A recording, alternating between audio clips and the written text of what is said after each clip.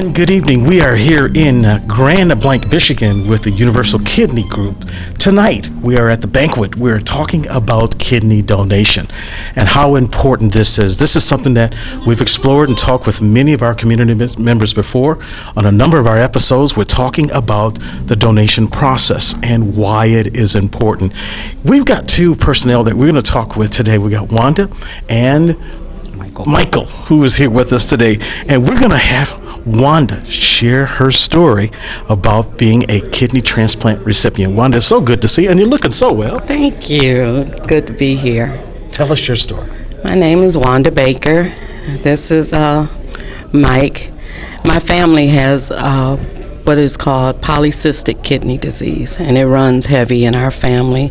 Of 7 children, 5 of us have it. I've lost 2 brothers to it. I found out back in 92, I think, that, 2002, I'm sorry, that I was going to need a transplant. Mm-hmm. And Mike and I have been friends for a while, and he heard that I needed it. He offered it to me. He was the first person to offer. He went and got tested, and he was my match. Wow, that's amazing for the first person. I never had to do dialysis. Wow. So, and it's been almost 10 years, and I'm still here. No rejections? No rejection. Fantastic. So through the process, because this is what a lot of people don't understand when we talk about kidney transplant and the whole process, there is a fear factor that's involved, but your faith and belief and your family support. How important was the mentoring program that you guys have here? Oh, wow. Exceptional. We were mentored by Pamela Williams out of Hurley Hospital. And just our church, we both belong to the same church, and our whole church rallied around us for this, and they gathered together. We held hands and they prayed for us, and from day one, from the very first minute, when the doctor said when they opened him up, his kidney was so perfect and pink that they had to do nothing but just set it in there, and it's been kicking ever since. That's fantastic, fantastic. So, like, as a donor, one of the things that we know from the research, that there, particularly for the African American community, there are very few donors, and most of it's from the element of the unknown. That's correct. Many of our community members, and particularly for the African American community, there's this fear factor, I'm going to lose something, I may not be able to survive it. Did you have any of those thoughts at all as you were going through this process? Well, it wasn't so much the fear factor of me going through the process. I had a young daughter at the time, Jasmine, my youngest daughter. Now she's a senior at Michigan State, and my biggest fear was making her comfortable. And once I sat down and talked to her and got her to understand the process of what I was going through, and once she was comfortable with it, then I was fine. You know, I leaned a lot on my faith. You know, and I just asked God, you know, I said, God, let your will be done, and whatever your will is, you know, I can accept that and go on. But as far as giving the kidney to Wanda, I never wavered on that. I mean, you know, like I said, she's been a great friend, you know, all my life. You know, we sung in the church choir together, and you know, and I've always remembered her as an outgoing, vibrant person, you know. And then once she got to the point where I saw her kidney was starting to fail, you know, I mean, she was just not the same person, you know. So in that aspect, you know, I had no problem going forward with that. But like I say, Pamela Williams, the lady that mentored us at Hurley, gave us a lot of good literature, a lot of good information, and you know, I also understood just through research, you know, for myself, you know, that there was numerous people that were already on the waiting list that have been there for years, you know, waiting for a kidney, you know, and that was just something I did not, you know, if I could have helped it, that I did not want her to go through, you know. So like I said, my biggest thing was, like I said, it wasn't that, it was just, you know, making my daughter comfortable, and you know, and my faith in God just got me through that. And you've had no problems with after the surgery and everything that you've gone through? Actually, I had no problem. I was in the hospital for approximately 3.5 days, 4 days, and when I actually came back for my 2-week checkup, they gave me a clean bill of health. So actually, 2 weeks after surgery, I was on the golf course golfing.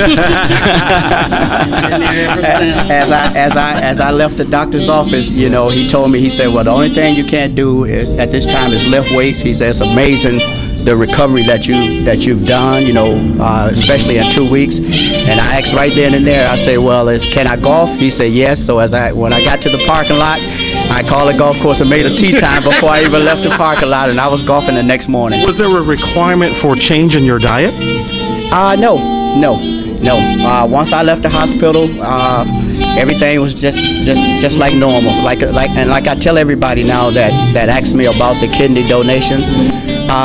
If I didn't have the scar to prove that I went through the surgery, I mean, I wouldn't even know I had the surgery, because I can still do everything that I did prior to donating the kidney. Yeah, that's amazing. What do you say to those who are on the fence, not sure if they should sign up, they should be tested to be a donor? What do you say to that audience, for those who are just too afraid and just, no, this is just not for me? What do you say to that group? Well, to that group, I would just like to say, you know, get the information, get the facts. You know, don't be afraid. You know, it may not be for you at this time, but at least, you know, have the facts and data, you know, so you can base your own decision, you know, instead of just the fear factor. You know, like I said, especially in the African American community, that is very high, because even some of my friends that I talked to about this, and they was like, well, I'm not going to do that, you know, I'm afraid. I was like, well, you know, what afraid? If nothing else, you know, at least get tested and get the information, you know, and then, you know, because when you're going through the process, they take just as good a care for the donor as they do the recipient. You know, they make sure that, you know, that you are physically fit, that you can go through that. You know, they have you talk to people about, you know, after the surgery, you know, what's going to be going on. So it was very helpful in that aspect. So I would just tell everyone, you know, I know it may be something, you know, that you want to do, you know, as far as surgery, going through surgery, but, you know, at least go, you know, and listen, you know, get tested and just get the data. That doesn't hurt, you know, don't cost you anything. Fantastic. Yeah. I think that's amazing. And one of the things too that's I look at, and I work with a lot of our community members where I'm at. As a faith community, was that a great support mechanism for education, about testing, about how to make sure that you're paying attention to your body if you have particularly family history? And that educational component from the outreach from the Universal Group coming into the church, was that helpful as well? Oh, especially. That was very helpful. We had, right after the surgery, we organized SODA Foundation, which stood for Spreading Organ Donation. Wow, great acronym. And myself and Mike went to a few places and we spoke. And we went to a church, and this church was affiliated probably 85% youth. And it was a large audience. And the fact that we stood up there and spoke to those young people, and when they saw Mike and how well he looked afterwards, you know, and like he said, unless he looks at the scar, if you look at him, you never know what he's done for me. But it's just like he said, people are unaware, people are afraid, and they get the mindset that if I'm sick, or if I can be healed, and doctors will let me die so I can give an organ. But it's not the way it is. Doctors have given a commitment to heal, and that's their final thing. They are going to heal you first, you know.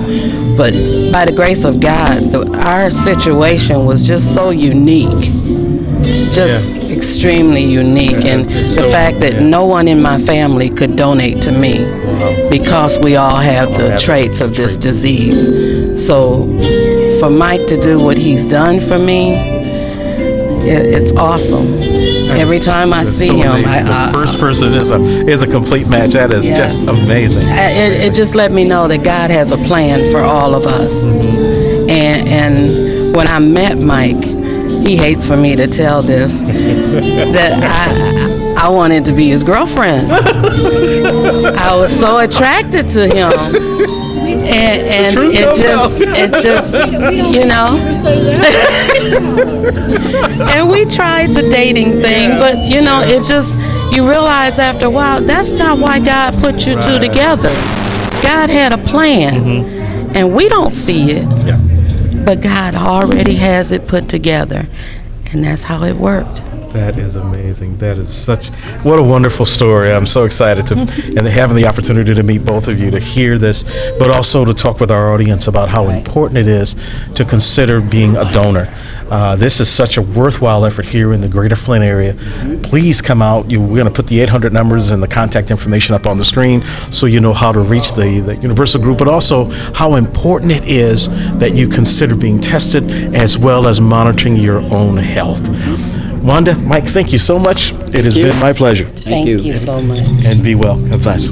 We'll be right back.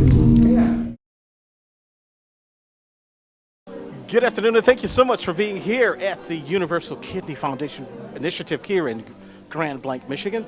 And we are talking with recipients in addition to those who are providers and those who are kidney donors. This is so important for us as an African American community, but also community at large, to think about being a donor. So many people are afraid of being a donor, but we got those who we've been talking with that's going to share their stories as well as encourage you to consider being a donor. We're going to start with Rochelle to talk with us about how important the decision was to be a donor, but also that whole process. Were you afraid? No, I was not afraid.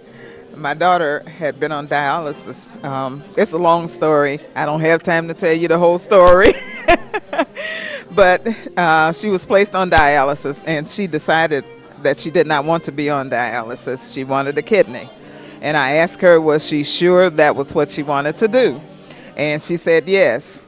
And I said, okay, I'll be the provider. I thought about it, and just about everybody in the family, they either had high blood pressure or something, some kind of, health issue where they could not provide a kidney. I was the healthiest one at 63. And so I just decided, if this is what she wants, I'm going to do it. So you were a perfect match then? Yes. Yes, I was a perfect match. That's amazing. You're the second person that I've talked with here tonight that was a perfect match.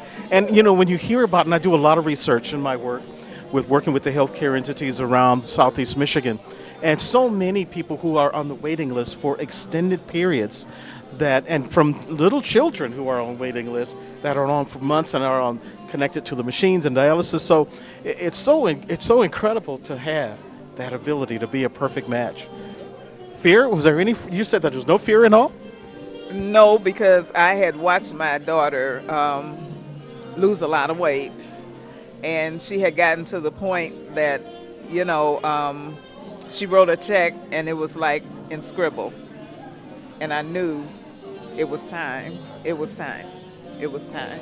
So when my husband took her to work, she collapsed at work. They took her to the hospital. We went to the hospital, and they put her on dialysis then. And so it was not really a fear factor. No, I knew that I had to do it if it was possible. Give her that gift of life. Fantastic. So tell us your story. This is such a personal journey when you go through the transplant process. First, am I going to make it? And then the reality that I've really got something that could be life-threatening here that I really have to address. Walk us through from when you knew I got to go for a kidney transplant, and am I going to make it? Walk us through that process of what you went through. Well, like my mom has stated, I had been sick for a while, and I was kind of like in denial, and I knew I had to go on. Went to work, collapsed. When they came in, they told me that I was having my kidneys had failed, and I had to go on dialysis.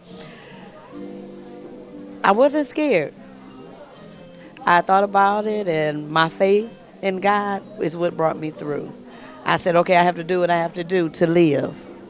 So then we go through the process, and once you get on dialysis, what they do, they start you up with blood work and everything to work you up to put you on the list to be a recipient of a kidney. So when I got on that list, I asked my mom to go with me to the meeting where they explained everything to me. So she sat there with me, and like she stated, she knew it was just something, she had to do. I didn't ask her. She just volunteered, and I thought that was a blessing.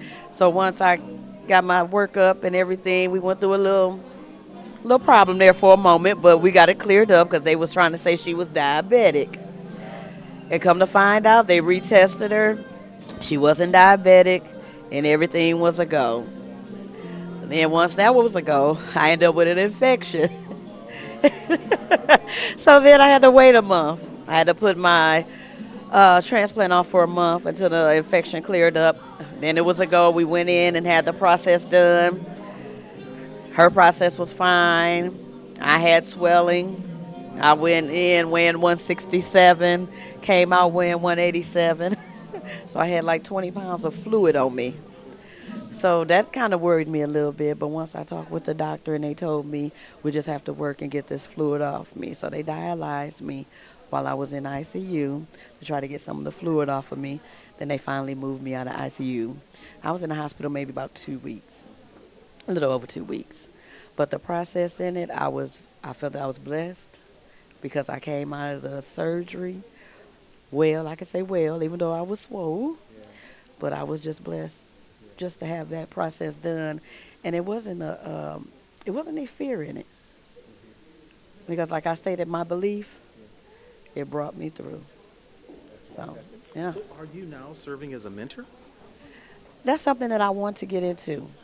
So now I have to find out the process of going into that because that is something that I would like to do. What has the programs, as far as the outreach with working with the community and the churches and all of the groups that are around the region, how receptive have they been when there's been offers to bring in information about being a kidney donor? Has there been some resistance? Have you seen that in the community at all? I don't really think so. I just thank God for keeping my body for those 63 years so that I could donate. And it's really been a blessing for me because there have been other people that have thought about doing it for family members, and they know what I did. So in that respect, I think I've kind of been a mentor to some other people because it was just, as she said, it was just a blessing. You know, I'm still here and had a checkup by the kidney doctor, and he said, it seems as though I have both my kidneys. The blood work shows that I have both my kidneys. So that's just a blessing from God. And I encourage anyone. You know, I had thought about doing it before because I have a friend that's in Saginaw that needed a kidney. But I kind of hesitated. And when my daughter needed that kidney, I knew why I hesitated. But I would encourage anyone, you know, do it if you can. Do it if you can. It's a gift of life for someone, you know, someone that really needs it. There are so many people. We know a young man that doesn't have any kidneys, and God is blessing him. And, you know, it's a thing where you have to make up your mind that that's what you're going to do. Because that's what the social worker asked me. Did anyone push you into doing this? No, no one pushed me into doing this. Yeah. Is this a tough decision? It's a big decision. I had made the decision without even conferring with my husband, which I should not have done. But I had made that decision without even talking to him because I knew that she needed that kidney. And I was going to do it. So I did finally sit down and talk to him. Well, I'm glad he was okay with it. That's so important. I'm glad he was okay with it. Yes, indeed. Well, thank you so much, both of you, for your story and the support that you give each other, and to know that families can do this together, and just how important it is to not only be a part of the process, but to understand it and to share it with others. And any parting words that you'd like to provide for those who are still on the waiting list, things that they could do as far as that stay hopeful, stay prayerful, do what the doctors are telling you to do? And that's basically it. Being on dialysis, you have to stay positive. A lot of times when I was dialyzing, I would what you would call, when I came in, I would light up the room. and they look forward to seeing me because I would keep them going. Usually they're just sitting there and, it's kind of like, yeah, I'm here. But I come in, I make them laugh. And that's what you have to do. You just have to stay positive, I said, because once you go into that slump, it's kind of hard to come out. But once you stay positive and just keep going, you can do it. And anybody that I recommend that you become a donor. Because like my mom stated, there are so many of us out there that need kidneys and other organs. So that's all I just recommend. And just anybody on dialysis now, just stay prayerful and just keep it going. Fantastic. Well, thank you both so much. You've heard it here at the Universal Kidney Foundation Initiative. All of the things that are going on here at the local level. We're going to put the 800 number up, the website contact information if you'd like to get more information. We're going to have it all right here on the screen. Thank you again so much. Be well, and we'll keep you in our prayers. All righty.